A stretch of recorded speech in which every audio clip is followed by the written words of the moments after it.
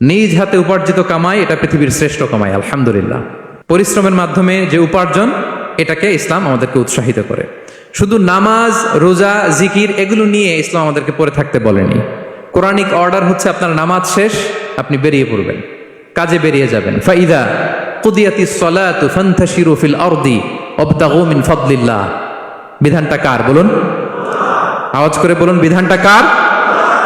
এটা Quranic verdict, কোরআনের বিধান। নামাজ শেষ, গোল হয়ে বসে জিকির করতে বলে নাই আল্লাহ। আল্লাহ বলেছে ফান্তাশিরু ফিল আরদ ওয়াবতাগু মিন ফাদলিল্লাহ, জমিনে ছড়িয়ে পড়ো, আল্লাহ রিজিক তালাশ করো। নামাজ শেষ বেরিয়ে যাবেন, কৃষক চলে যাবে মাঠে, শ্রমজীবী চলে যাবে ফ্যাক্টরিতে, শিক্ষকরা চলে যাবে তাদের শিক্ষা প্রতিষ্ঠানে, কর্পোরেট ওয়ার্ল্ডের লোকেরা চলে যাবে তাদের প্রতিষ্ঠানে। ডেভেলপমেন্ট করতে হবে, সিভিলাইজেশন করতে হবে। নামাজের পরে গোল হয়ে বসে থাকা চলবে